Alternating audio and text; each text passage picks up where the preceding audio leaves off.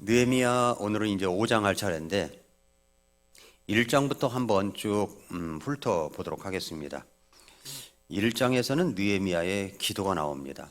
그러니까 1장은 하나님의 일에 대한 관심과 애정이라고 이야기를 했습니다. 느헤미야가 이제 고국의 형편을 고국을 다녀온 사람을 통해서 듣게 됐습니다. 그 들었을 때 그 형편이 어떠냐? 남은 자들은 큰 고통과 치욕을 당하고, 그리고 예루살렘 성벽도 무너지고 성문들도 불에 탔다, 이런 이야기를 듣습니다. 그러니까 자신의 고국, 무너진 성벽, 그리고 남아있는 사람들의 큰 고통과 수치, 이런 걸 생각을 할 때 느헤미야는 그냥 있을 수가 없었어요. 너무 가슴이 아팠고 너무 슬픔이 있었습니다. 그래서 앉아서 울고 수일 동안 애곡했다고 이야기를 합니다. 애곡했다. 느헤미야 1장 4절에 느헤미야의 반응이 나오는 겁니다. 느헤미야는 울었습니다. 조국을 위해서 울었습니다. 조국을 위해서 정말 우는 사람들은 정말 하나님께서 필요로 하는 사람들이라고 생각합니다. 나라를 위해서 우는 사람들, 며칠 동안 애곡했고 금식하고 기도했습니다. 1장 5절에 기도하죠. 이르되 간청하건대 오 주 하늘의 하나님, 이렇게. 하늘의 하나님. 그리고 1장 5절에도 두려우신 하나님, 하늘의 하나님, 두려우신 하나님을 붙들고 하나님 앞에 6절부터 쭉 이어가면서 기도합니다. 하나님이 어떤 하나님입니까? 오 주 하늘의 하나님, 하늘의 하나님이라고 이야기합니다. 하나님을 사랑하고 그리고 자신의 명령을 지키는 자들을 위해 언약을 지키시는 하나님, 그 하나님을 위해서 하나님에게 기도하는 사람입니다. 제가 이제 윌리엄 캐리에 대해서 이야기를 했었죠. 가난한 구두수송공일지라도 하나님께서 그를 불러 세우셔서 인도로 선교를 떠나게 되고 인도의 선교사로서 하나님의 일을 할 수 있도록 하는데, 그가 하는 말이 하나님으로부터 위대한 일을 기대하라. 그리고 하나님을 위해 위대한 일을 시도하라. 하나님을 위해 위대한 일을 기대하고 하나님을 위해 위대한 일을 시도하는 사람, 그런 사람을 하나님께서 쓰신다고 했습니다. 그리고 이제 2장으로 넘어가면 기도의 응답으로 현장을 가는 느헤미야가 나옵니다. 느헤미야는 왕 앞에서 왕의 술잔을 드는 자라고 이야기를 합니다. 그러니까 왕이 음식을 맛보기 전에, 술을 먹기 전에 미리 맛봐서 독이 들어있나 안 들어있나 이것을 체크하는 사람입니다. 그러니까 굉장히 중요한 사람이죠. 그 당시만 해도 왕을 독살시키려고 하는 사람들이 주변에 산재에 있기 때문에 미리 그런 것들을 맡아서 관리하는 관리가 있었습니다. 그러니까 느헤미야는 굉장히 출세한 사람이에요.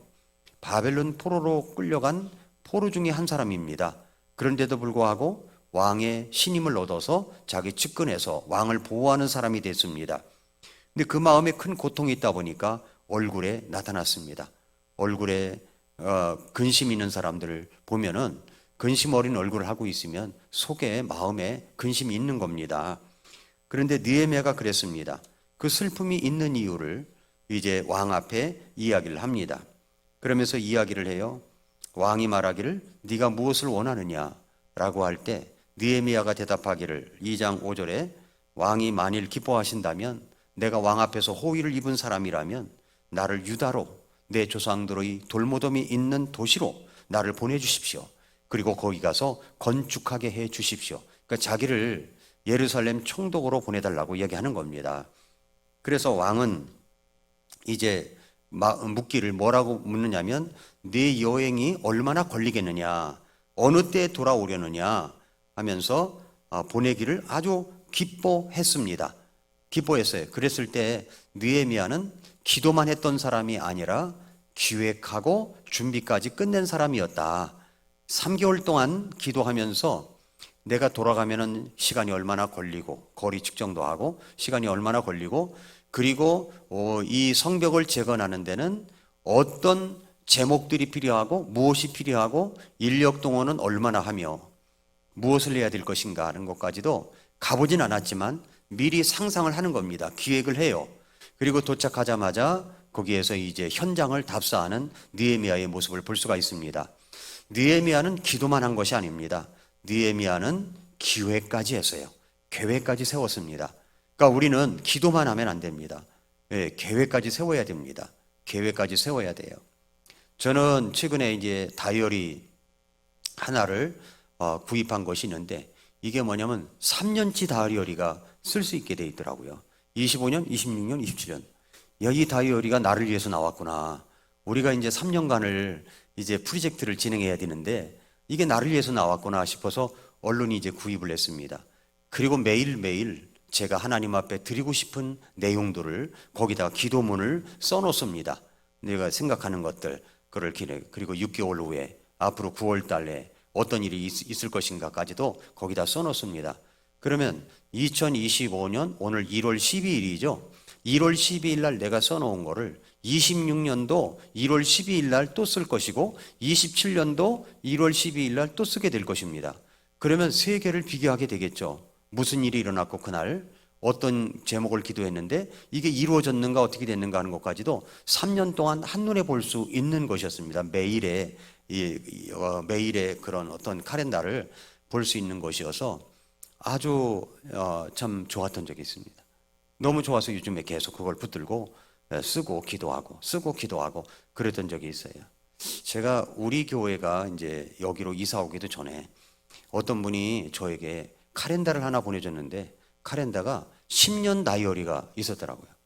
저는 그때 그 진가를 몰랐습니다. 10년 다이어리 똑같이 비슷한 거예요. 매일 날짜에 그 10년 동안 쓸 수 있는 건데 제가 그때 조금만 더 알았더라면 그걸 다 기록해서 말이죠, 이것을 잘 써먹었을 것 같은데 제가 그렇지를 못해서 빈 공간이 참 많았던 그런 참 후회가 있었습니다만은 이번에는 3년 다이어리 그 매일을 기록하는 모습이 있으니까 참 좋았습니다. 여러분도 한번 여러분이 만들어 쓸 수도 있어요. 그런데 매일 기도하는 겁니다. 매일 하나님 앞에 기도하는데 그게 내년 이맘때, 후년 이맘때 어떻게 응답되었는가를 알 수가 있겠죠.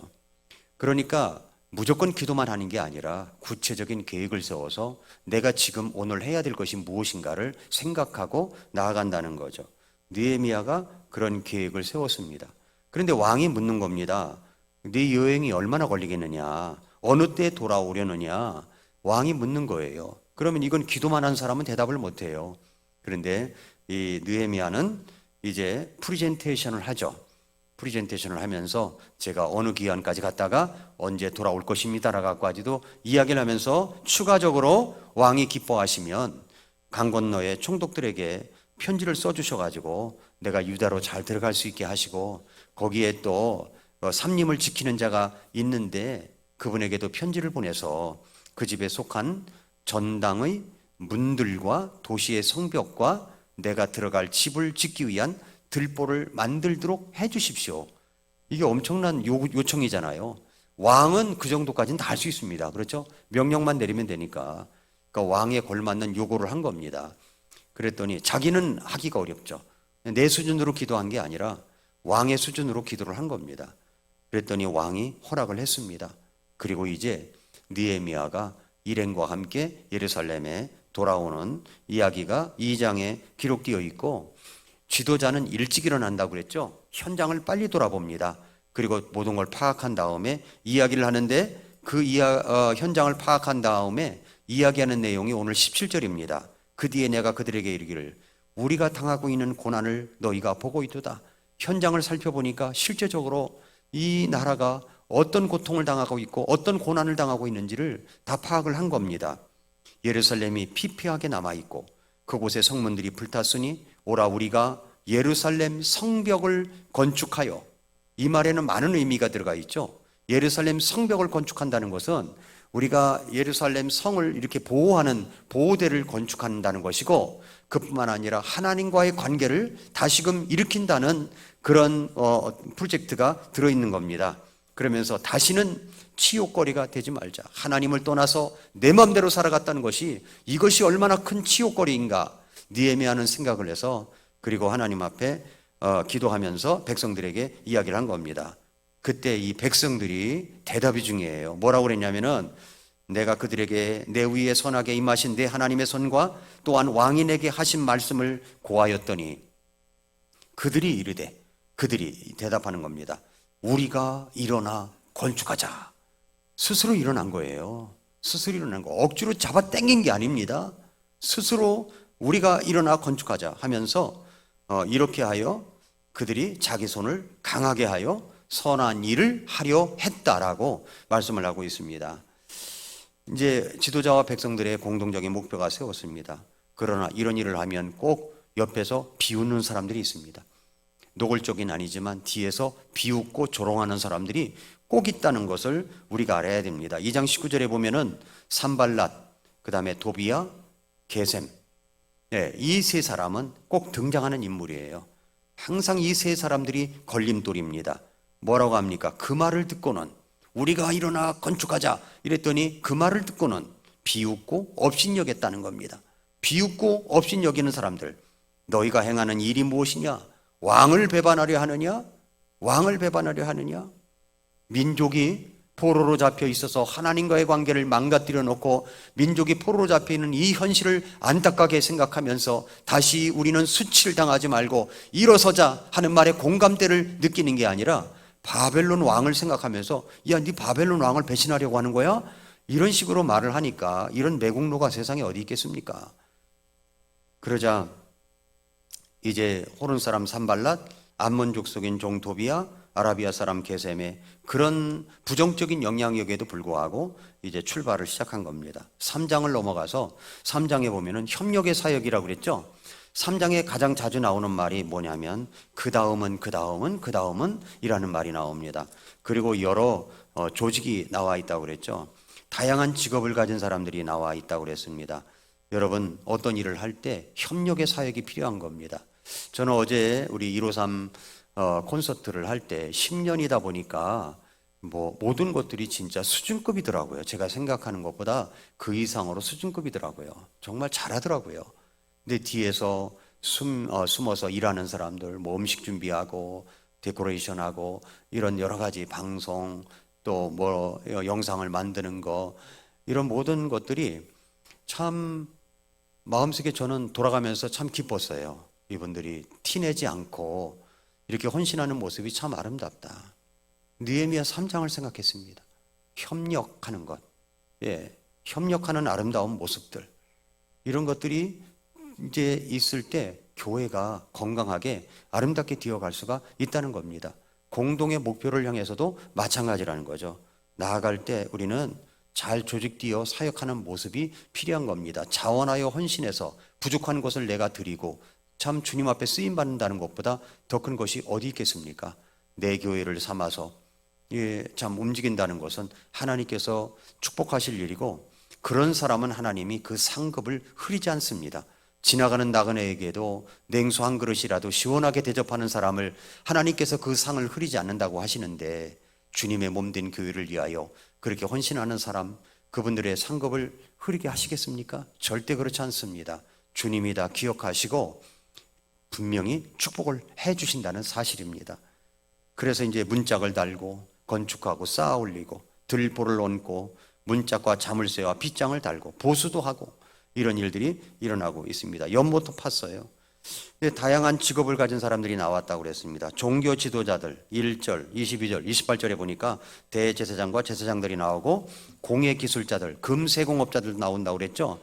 약제사들도 나오고 또 행정 책임자들, 상인들, 일반 주민과 가족들까지, 여성들도 참여했다고 그랬습니다. 살룸의 딸들도 참석을 했고, 그렇게 해서 이제 많이 헌신을 했지만 헌신하지 않고 뒤에서 뒷짐지고 있었던 고귀한 사람이 있었는데 3장 5절에 그들 다음은 드고아 사람들이 보소하였으나 그들의 고귀한 자들, 꼭 자신을 고상하게 생각하는 사람들이 있어요, 스스로. 그래서 자기들이 주의 일을 위해 스스로 부담을 지지 않으려고 하는 사람들이 있습니다. 그 부담을 지지 않으면 누가 줘야 됩니까? 다른 사람이 줘야 돼요. 제가 옛날에 군대 갔는데 목봉체조라는 게 있습니다. 목봉 기다란 거를 갖다가 전부 다 짊어지고 이것을 이제 갖고 뛰기도 하고 오른쪽으로 놨다가 왼쪽으로 했다가, 근데 이게 덕 보는 사람이 누구냐면 키가 작은 사람들은 덕을 보는 거예요. 키 큰 사람들이 어깨에다 걸려 있으니까 작은 사람들은 이게 어깨에 들어오지도 않는 거예요. 그 생각이 있습니다. 예. 여러분, 부담을 같이 져야 이게 가벼운 건데 어떤 사람만 부담을 지면 얼마나 무겁겠습니까? 같이 져야 되는 거예요, 같이. 예. 그래서 드고아 사람들은 이제 종의 태도를 지지 않았다는 거죠. 부담으로 사역에 뛰어든 사람이 있고 부담되니까 물러가는 사람도 있다라고 하는 겁니다. 4장으로 넘어가니까 공동의 목표를 이루는 일에는 외부 세력, 원수들의 방해가 꼭 있다는 겁니다. 느헤미야 4장은 성벽 재건 과정에서 외부의 조롱과 의협에 맞서서 백성의 지도자인 느헤미야가 백성들과 함께 어떻게 대처해 나가는가를 아주 자세하게 설명해 주고 있습니다. 어떤 형제님은 이 느헤미야 강해를 하니까 흥분이 돼서 저를 찾아왔더라고요. 흥분이 돼가지고 목사님 이 말씀이 꼭 나를 위한 말씀이라고 너무 좋아해가지고 그 말이 난 무슨 말인지 알아들어요. 전 느헤미야라는 지도자를 좋아하니까 늘 느헤미야를 읽을 때마다 느끼는 것이 있습니다. 외부의 조롱과 협박이 있습니다. 4장 1절부터 6절에 보면은 산발랏이라는 사람이 나와요. 그러나 산발랏이 우리가 성벽을 건축한다는 것을 듣고는 좋아해야 되는데 노하고 크게 분개하며 유대인들을 조롱하고 자기 형제들과 사마리아의 군대 앞에서 말하여 이르되 이 미약한 유대인들이 무슨 일을 하는가? 이들 미약하지 않느냐? 오히려 막 축소지향적으로 이야기를 합니다. 그들이 스스로를 견고하게 하려는가? 희생물을 드리려는가? 하루의 일을 끝내려는가? 불타버린 돌들을 쓰레기더미에서 꺼내어 되살리려는가? 이 얼마나 이 조롱 섞인 말입니까? 아니 이 사람이 왜 화를 내죠? 왜 분개합니까? 왜 조롱합니까? 이것은 이름으로 인해서 자기에게 돌아올 유익이, 혜택이 줄어들기 때문입니다. 그러니까 화를 내는 거예요. 도비야도 마찬가지입니다. 그리고 4장 7절부터 9절에 보면은 외부의 공격 계획과 방어 준비하는 게 나와요. 원수들의 반응을 보십시오. 산발랏, 도비야, 아라비아 사람, 게셈, 암몬 족속, 아스돗 사람들이 연합해가지고 예루살렘을 공격해야 되겠다는 계획을 세웁니다. 느헤미야와 백성들은 적들의 계획을 알게 되었고 이에 대해서 4장 9절 보세요. 거기에 어떻게 대비합니까? 4장 9절에 보니까 그럼에도 불구하고라는 말이 나와요. 그럼에도 불구하고 우리가 우리 하나님께 기도하고 그들로 인해 밤낮으로 그들을 대적하여 파수꾼들을 세우는데 기도하고 대적하고 파수꾼들을 세운 겁니다. 예, 그럼에도 불구하고 그런 공격이 있다고 하는 말을 들었음에도 불구하고 기도하고 그리고 대적하고 파수꾼들을 세웠다라고 이야기합니다. 그러면서 10절에 유다는 이르기를 집 나르는 자들의 힘은 쇠하여 가는데 쓰레기는 많으니 우리가 성벽을 건축할 수 없다. 그러니까 외부의 공격에 대해서 그렇게 기도하고 또 이제 하나님 앞에서 밤낮으로 그들을 대적하고 파수꾼들을 세우는데 그 다음에는 10절부터 보면은 내부의 어려움이 나와요. 내부에서 무슨 얘기를 합니까? 우리 힘들어 그 말이에요. 일이 많아 이 말입니다. 일이 많아. 너무 힘들어. 일이 많아. 이 말입니다. 생각해 보십시오. 짐을 나를 때 힘들지 않을 수 있겠습니까? 힘이 들죠. 네. 일이 없을 수가 있나요? 무너진 성벽을 제거하는데 일이 없습니까? 일이 있죠. 그런데 그걸 불평조로 이야기를 한 겁니다. 일이 너무 많아. 우리 너무 힘이 미약해. 힘들어. 그 이야기를 한 겁니다. 그러나 여러분 우리가 이걸 알아야 됩니다.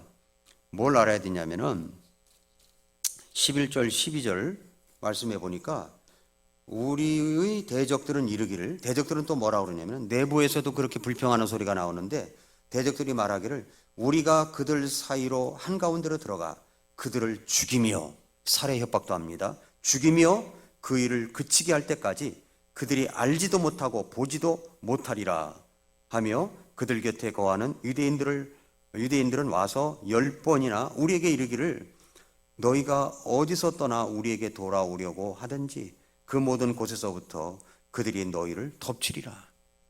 덮칠 겁니다. 조심해야 됩니다. 우리 큰일 났습니다. 안 됩니다. 일이 많습니다. 힘듭니다. 몇 번이나 했다고요? 10번이나 그렇게 하는 거예요. 10번이나. 여러분, 강력한 지도자라도 주변에 있는 분들이 10번이나 찾아와서 목사님 안 됩니다. 이건 무너져야 우리는 할 수가 없는 겁니다. 목사님 정신 차리세요. 다시 한번 생각해 보세요.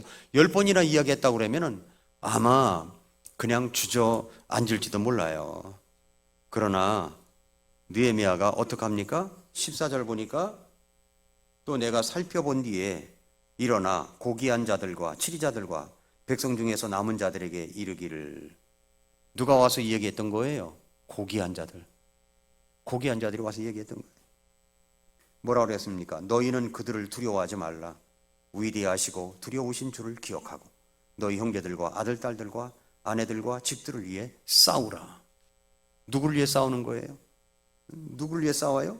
너희 형제들, 아들, 딸들, 아내들, 집들을 위해서 싸워야 된다. 나라와 민족을 위해서 싸우십시오. 그 얘기 안 해요. 구체적으로 말하지 않습니까? 누구를 위해 싸우라는 거예요? 바로 너희 가족들을 위해서 싸우라는 겁니다. 너의 집을 위해서 싸워야 된다라고 이야기를 하고 있는 겁니다. 하나님을 기억하고 우리가 두려워하지 말자라고 이야기를 합니다. 그것이 이제 4장 15절 이하에 보면은 느헤미야는 백성들을 두 그룹으로 나누어서 한 그룹은 일하고 다른 그룹은 무장하며 경비를 서게 하고 하면서 그 일을 이제 진행해 나갑니다.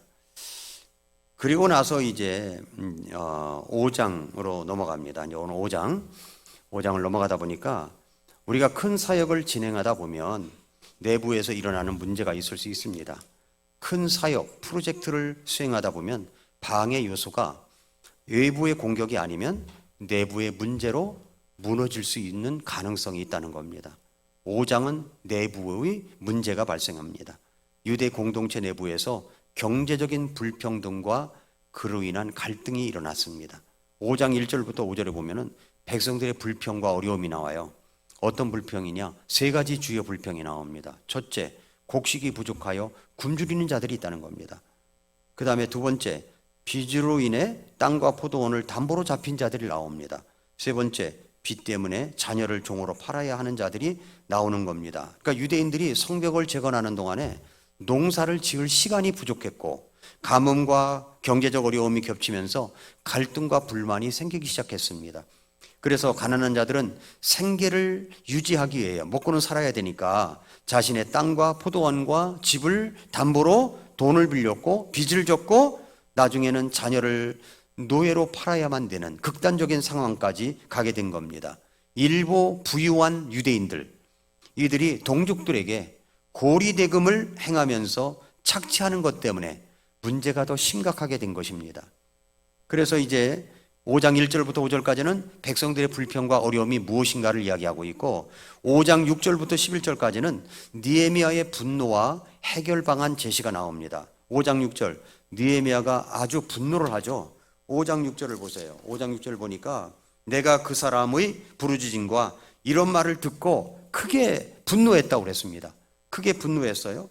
7절에 그때 스스로 깊이 생각하고 고귀한 자들과 치리자들을 꾸짖으며 그들에게 이르기를 너희가 각각 자기 형제에게서 이자를 취하는도다 하고 그들을 대적하기 위한 큰 집회를 열어 그들에게 이르기를 우리는 우리 힘을 다해 이교도들에게 팔린 우리 형제 유대인들을 속량하였는데 너희는 심지어 너희 형제들을 팔려 하느냐 혹은 그들을 우리에게 팔아야 하겠느냐 하며 그때 그들이 침묵하고 대답할 것을 찾지 못하기에. 그러니까 느헤미야가 아주 정확하게 지적을 한 겁니다. 백성들은 이제 유대의 부자들은 대답을 못하죠. 9절, 또한 내가 이르되 너희가 행하는 바가 좋지 못하도다. 우리 원수 이교도들의 모욕으로 인해 너희가 우리 하나님을 두려워하면서 걸어야만 하지 아니하겠느냐? 하나님을 두려워하면서 걸어야 되는데 어떻게 이런 일이 일어나냐는 겁니다. 10절 말씀에 나와 내 형제들과 내 종들도 마찬가지로 돈과 곡식을 그들에게서 취할 수 있노라. 원하건대 우리가 이자 받는 이 일을 그만두자. 이자 받지 말자는 겁니다. 이자 받지 말자. 그러면서 담보모를 돌려주고 이자 받지 말자. 지도자는 백성들의 고통을 해결하기 위해서 공정한 결단을 내려야 합니다. 그래서 백성들의 어떻게 합니까? 순종을 하죠. 5장 12절 말씀을 보니까 5장 12절에 그때 그들이 이르기를 우리가 그것들을 돌려주고 그 사람들에게서 아무것도 요구하지 아니하리이다. 그렇게 대답을 한 겁니다. 당신이 말하는 대로 그렇게 우리가 하리이다 하기에 그때 내가 제사장들을 불러 그들이 이 약속대로 행하겠다는 맹세를 하게 하고 나 또한 내 무릎을 흔들며 이르기를 이 약속을 이행하지 아니하는 모든 자는 이렇게 하나님께서 그의 집과 그의 수고의 산물에서 그를 흔들어 버리실 것이요 이같이 그가 흔들려서 버려지고 빈털터리가 되리라 하며 온 회중이 아멘 하고 주를 찬양하였으며 백성이 이 약속대로 행하였더라. 지도자가 나서서 우리 이자 받지 말자. 그분들이 얼마나 어려우냐. 우리 함께 이 짐을 지고 나아갑시다. 그랬더니 부유한 사람들이 이자 받지 않기로 하고 그렇게 돌려주고 그런 일들이 벌어지게 된 겁니다. 이 공동체가 화합이 된 거죠. 지도자가 리더십을 발휘했을 때 지도자의 말에 따르면서 아멘 아멘 아멘 하면서 순종하며 나아가게 된 겁니다. 그러면서 이제 느헤미야 이야기를 해요. 5장 14절부터 19절을 보니까 또 내가 유대 땅에서 그들의 총독으로 임명받은 때, 자 총독입니다. 느헤미야 총독이에요. 총독은 총독의 관료가 있어요. 자기가 받아야 될 게 마땅히 받아야 될 것이 있습니다. 곧 아닥사스다 왕의 제20년부터 제32년까지 즉 12년 동안은 나와 내 형제들이 총독의 빵을 먹지 아니하였느니라. 자, 총독의 빵이 뭡니까? 총독이 받을 수 있는 금료, 이걸 안 받았다는 겁니다. 안 받고 그것을 백성들을 위해서 썼다는 거죠. 자기 권리를 다 사용하지 않았다는 겁니다. 이것은 희생적 리더십의 모습을 발휘하는 겁니다. 자기 자신의 재산으로 백성을 돌보고 음식과 재정을 지원했어요. 17절 18절에 그 말씀이 나오는 겁니다. 음식과 그리고 재정을 지원했어요. 그의 동기가 뭐냐면 15절에 나옵니다. 그러나 내 앞에 있던 이정 총독들은 백성에게 부담을 주어 은 40세겔 외에도 그들에게서 빵과 포도즙을 취하였으며 참으로 그들의 종들도 백성을 지배하였으나 나는 하나님을 두려워함으로 그렇게 하지 아니하였다. 이전 총독과 총독의 부하들도 다 이렇게 받아먹었다는 겁니다. 백성들을 취해가지고 말이죠. 그런데 자기는 그렇지 않았다는 거예요. 왜요? 하나님을 두려워하기 때문에. 하나님을 두려워하기 때문에. 이유는 그겁니다. 그러면서 19절 말씀에 다시 보니까 내 하나님이요 내가 이 백성을 위해 행한 모든 것에 따라 나를 생각하시고 복을 주시옵소서. 누구에게 바라는 거예요? 사람에게 바라는 게 아니라 하나님에게 바라잖아요. 하나님이 내 먹을 것을 살려주신다. 하나님이 나의 것에 필요한 것을 공급하신다. 바로 이런 믿음이 되었던 것입니다. 리더는 말이죠, 자신의 특권을 내려놓고 백성을 섬기는 자세를 가져야 됩니다. 섬김의 리더십은 백성들에게 신뢰와 존경을 불러일으키는 겁니다. 하나님의 두려움과 사랑은 올바른 리더십의 동기가 되는 겁니다. 하나님을 두려워하기 때문에 내가 그렇게 했다. 그러니까 올바른 리더십은 하나님을 두려워하는 데 있다는 것을 알아야 됩니다. 이것이 바로 이제 5장의 내용입니다. 6장으로 넘어가겠습니다.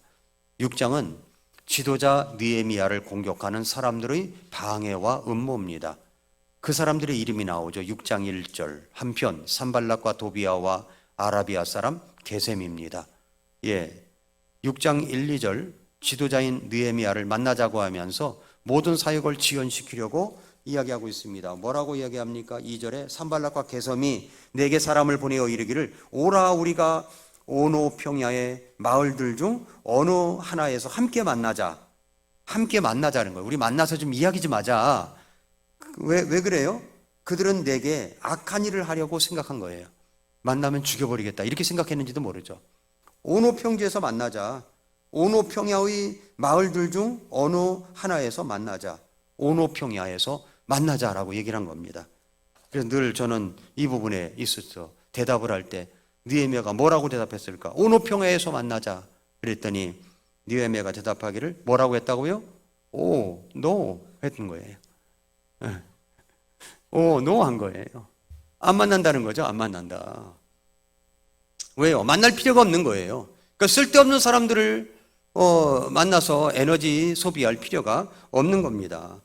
이들은 느헤미야와의 만남을 가장해서 음모를 꾸미고 있었던 거죠. 느헤미야는 이것을 간파했어요. 거절했습니다. 지도자는 이런 것이 있어야 돼요. 사람들의 마음을 꿰뚫고 간파하는 것이 있어야 됩니다. 그래서 6장 3절에 뭐라고 얘기를 합니까? 내가 그들에게 사자들을 보내어 이르기를 내가 큰 일을 하고 있어서 내려갈 수 없노라. 난 큰 프로젝트를 하고 있어. 내려갈 수가 없어. 어찌하여 내가 이 일을 버려두고 너에게 내려가 그 일이 중단되게 하겠느냐. 느헤미야를 끄집어내가지고 일이 중단되게 만들려고 하는 의도가 있었다는 겁니다. 적들은 이렇게 4차례나 같은 요청을 반복합니다. 그러나 느헤미야는 그때마다 거절합니다. 그러니까 안 되겠으니까 이제 6장 5절부터 9절까지 보면은 거짓 소문을 퍼뜨려요. 거짓 소문을 퍼뜨리고 위협을 가합니다. 뭐냐면 산발랏은 5번째로 느헤미야에게 편지를 보내면서 거짓 소문을 퍼뜨립니다. 6장 5절 보세요. 6장 5절 보니까 그때 산발랏이 5번째로 4절에 보니까 그럼에도 그들이 4번이나 이런 식으로 내게 사람을 보내었는데 똑같은 식으로 대답했다는 것이고 5절에는 그때 산발랏이 5번째로 자기 종의 손에 봉하지 않은 편지를 들려. 이 말이 굉장히 중요한 겁니다. 봉하지 않은 편지라는 말은 누구나 뜯어봐도 된다는 겁니다. 뜯어볼 필요도 없죠. 꺼내보면 되니까. 거기에 보면은 각종 유언비어가 다 들어가 있는 겁니다. 그러면 그 편지를 전달하는 사람이 만약에 이건 봉하지도 않았네 하면서 꺼내가지고 봤다고 합시다. 그랬더니 느헤미야의 어떤 여러 가지 각종 이제 그 잘못된 것들 막 억지로 지원해가지고 무지원 비어들 막 써붙였으면 그 편지를 받은 사람이 호기심이 있으니까 야 이렇대 편지에 이렇게 써 있었어 이렇게 소문이 퍼져나갈 수가 있는 겁니다. 그런데 여기에 느헤미야가 분명하게 이야기하잖아요. 봉하지 않은 편지를 가지고 왔다. 봉하지 않은 편지. 지도자를 만나자고 하면서 그렇게 위협을 가하고 있었던 것입니다. 6장 6절에 그 편지에 쓰기를 너와 유대인들이 반역할 것을 생각하고 있음이 이교도들 가운데 알려졌고 지금 반역하고 있다는 겁니다. 지금 반역하고 있는 겁니까? 아니잖아요. 근데 반역하고 있다는 것이 다 안다는 거예요. 이교도들도 알려졌다는 겁니다.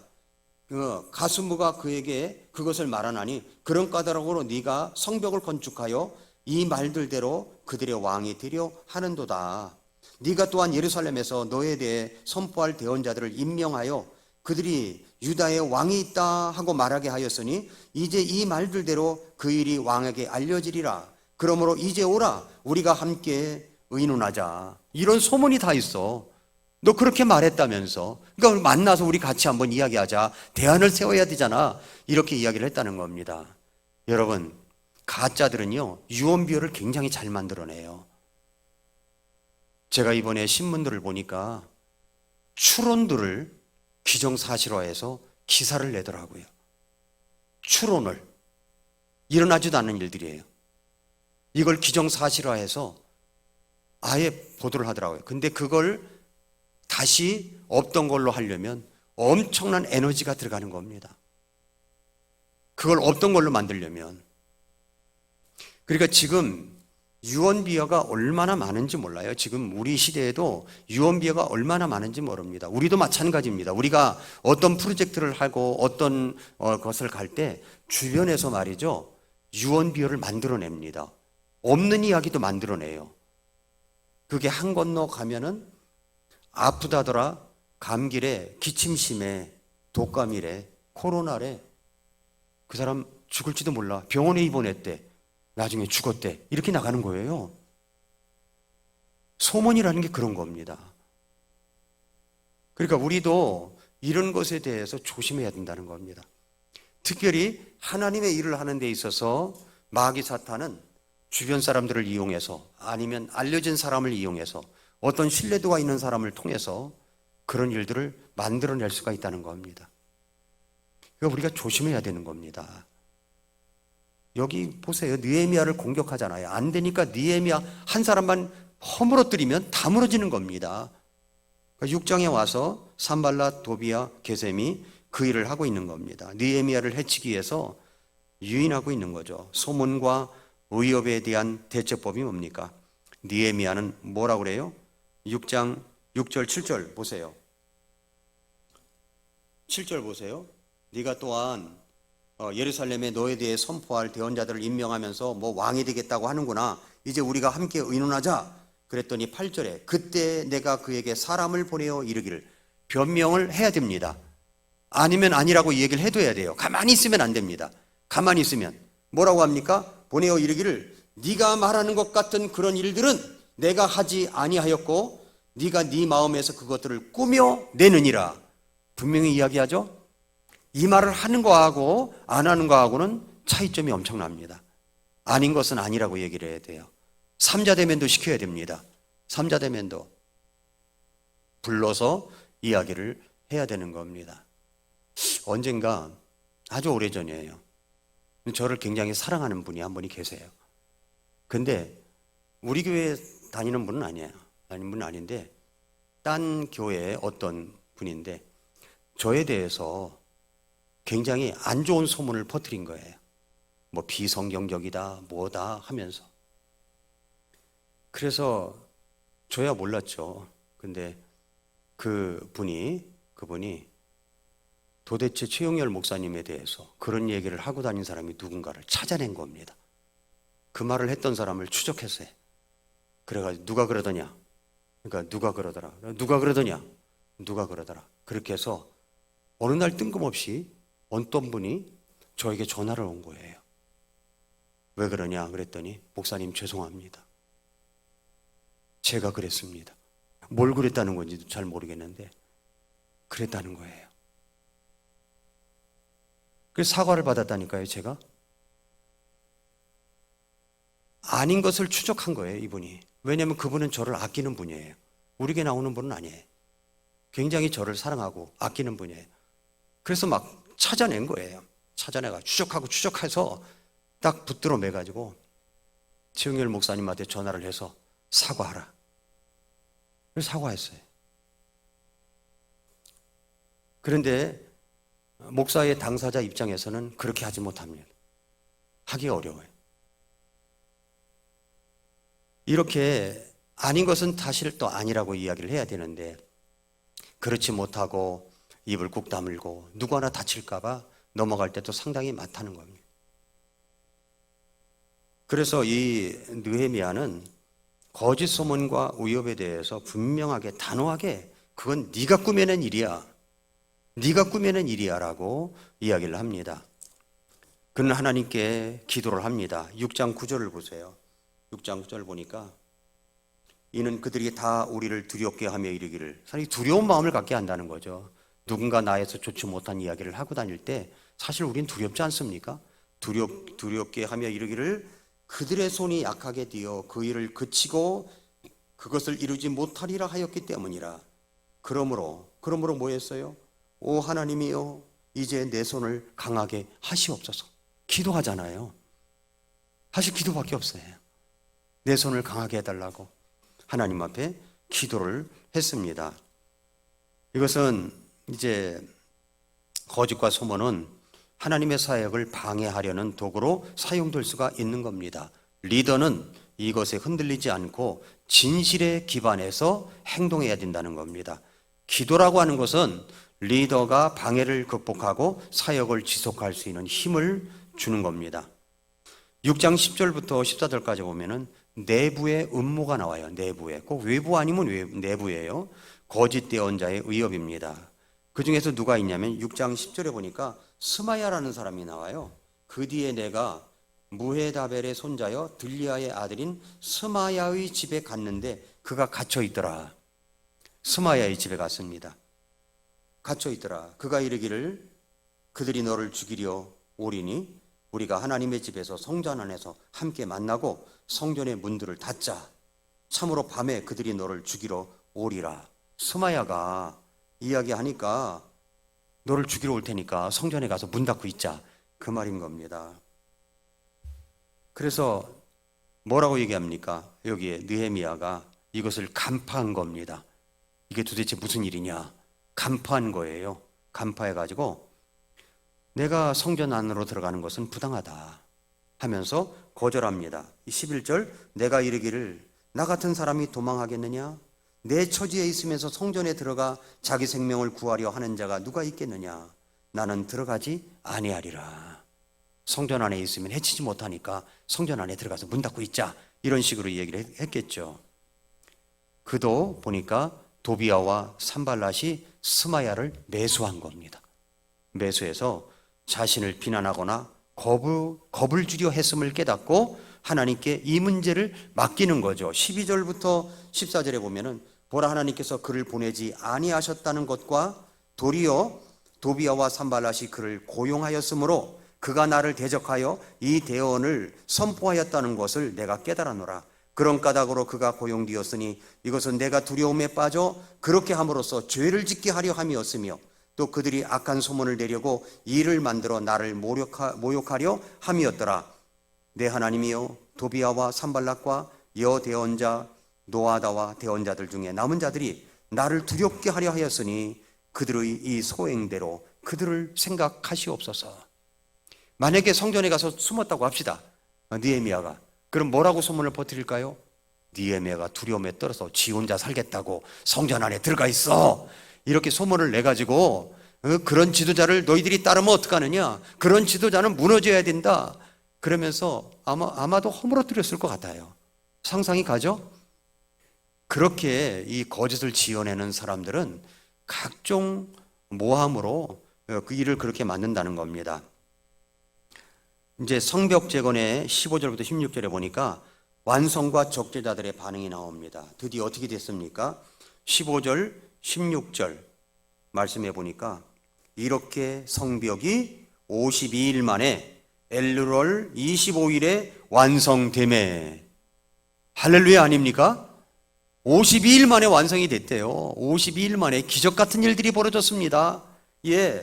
그러면서 16절 우리의 모든 원수들이 그것을 듣고, 원수들이 들은 거죠. 듣고 또 우리 주변의 모든 이교도들이 이 일을 보고는 자기들의 눈으로 보는 것으로 인해 크게 낙담하였다는 거예요.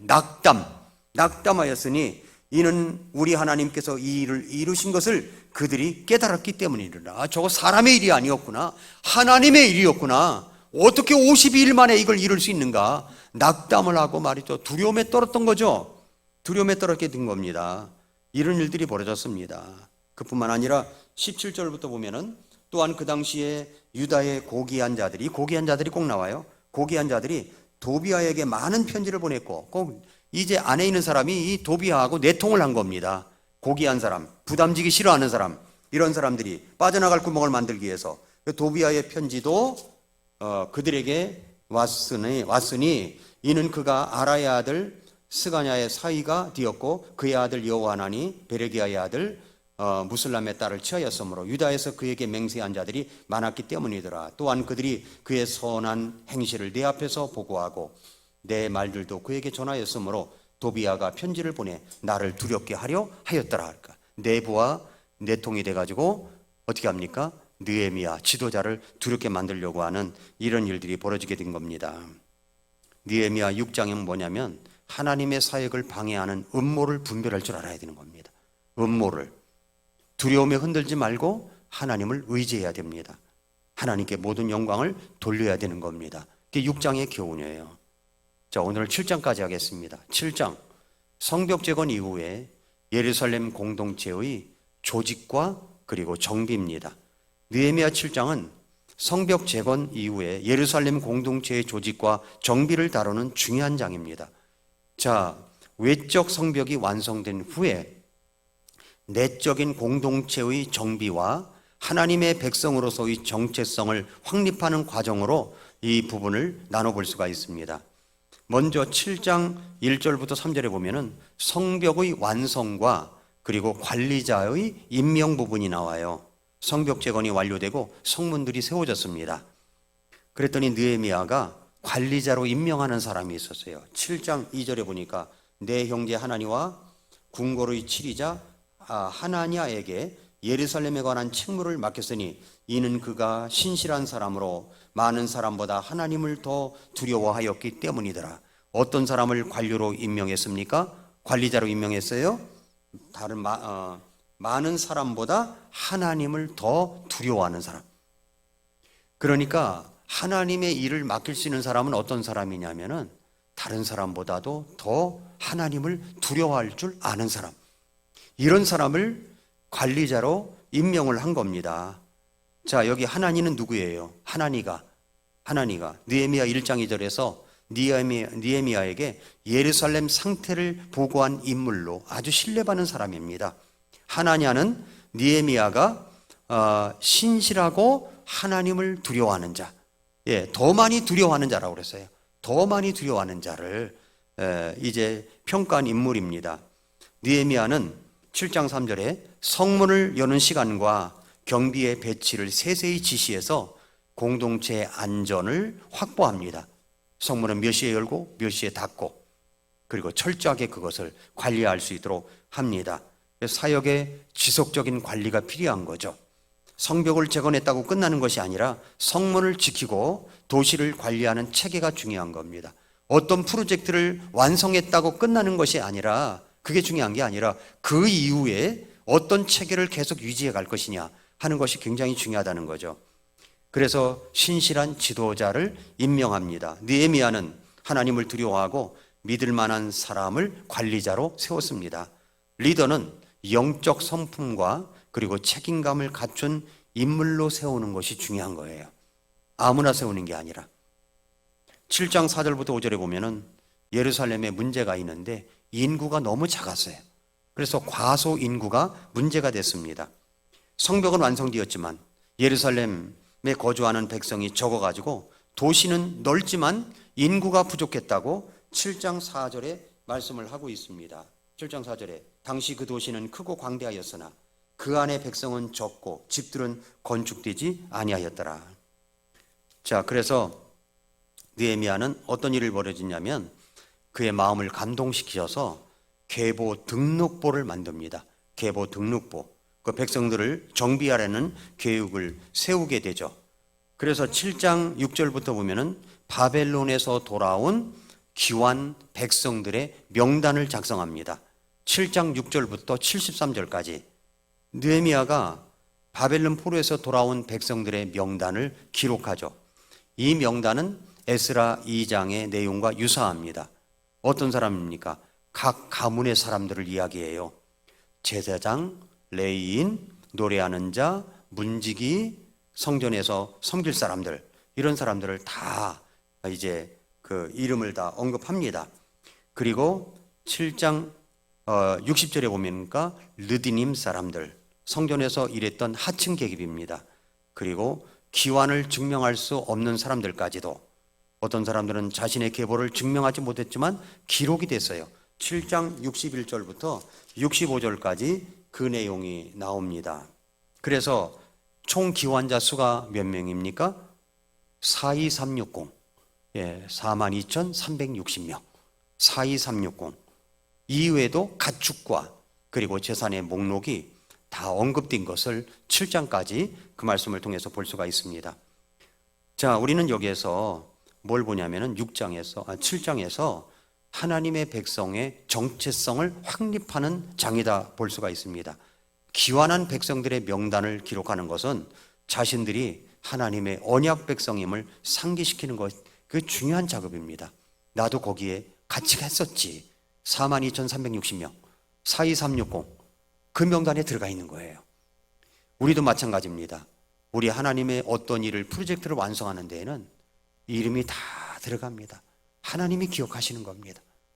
하나님이 42360은 포로 기환자 숫자지만 우리가 하나님의 일을 하는 데 있어서 많고 적음을 떠나서 하나님이 기억해 주시는 사람들이 있다고 하는 것입니다. 그리고 공동체의 다양성이 있죠. 제사장, 레위인, 문지기, 노래하는 사람들, 다양한 역할을 가진 사람들이 포함되었습니다.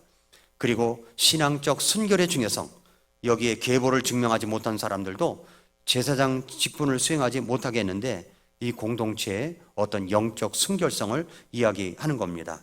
7장 70절 보세요. 7장 70절 보니까 아버지들의 우두머리들 중에서 몇 사람이 그 일을 위해 예물을 드렸고, 디르사다는 금 1000다릿과 대야 50개와 제사장들의 의복 530벌을 보고에 드렸으며, 71절 끝부분에 드렸고, 그러니까 무슨 얘기가 많이 나오냐면은 드렸고, 드렸으며, 드렸고 라는 말이 많이 나와요. 그러니까 헌신과 기부의 기록이 되어 있는 겁니다. 기록이 되어 있어요. 그러니까 지도자들과 백성들이 성전과 그리고 공동체를 위한 기부했다는 것을 다 기록을 한 겁니다. 총독은 금과 은과 제사장 의복을 기부합니다. 7장 70절에 보니까 족장들도 많은 기부를 합니다. 백성들도 이에 동참합니다. 71절 72절에 헌신은 물질적 표현을 통해서 드러납니다. 공동체의 재건과 유지에는 각자의 물질적 헌신이 필요하기 때문에 그 필요에 따라서 자기가 가진 것을 주님 앞에 드렸다는 거죠. 지도자의 모범은 더 중요합니다. 느헤미야와 그리고 족장들의 기부가 백성들에게 헌신의 본을 보여줬습니다. 1장부터 7장까지는 느헤미야 이제 전체를 볼 때 안전과 이 조직화의 중요성을 이야기하고 하나님의 백성으로서의 정체성을 이야기하고 있습니다. 자, 결론을 맺겠습니다. 1장부터 7장까지, 다음 주에는 8장부터 마지막 장까지 하는데, 먼저 하나님의 부르심과 비전은 중요하다는 겁니다. 기도로 시작하는 하나님의 사역에 어떤 것이든지 우리가 기도로 시작을 해야 됩니다. 모든 사역은 기도와 하나님의 부르심에서 시작이 됩니다. 하나님의 비전을 위해 기도로 준비하는 것이 필수적입니다. 2장에 가면 믿음과 실행의 균형을 이야기하고 있습니다. 3장에 가보면 협력과 조직의 중요성을 이야기하고 있고, 4장부터 6장까지는 하나님의 일을 하다 보면 외부의 방해와 내부의 문제에 직면하게 된다는 것, 리더는 기도하면서 이것을 지혜롭게 극복해야 된다는 것, 그리고 7장은 사역 이후에도 지속적인 관리와 정비가 필요하다 하는 것들을 보여주고 있습니다. 사역이 끝난 후에도 공동체의 유지와 발전을 위해 지속적인 관심과 정비가 필요합니다. 1장부터 7장까지는 성벽 재건에 따른 모든 재반 사항들을 이야기하고 있습니다. 8장부터는 분위기가 또 달라져요. 분위기가. 그래서 다음 주에는 8장서부터 마지막 장까지 계속 이어서 공부를 하도록 하겠습니다. 기도하겠습니다.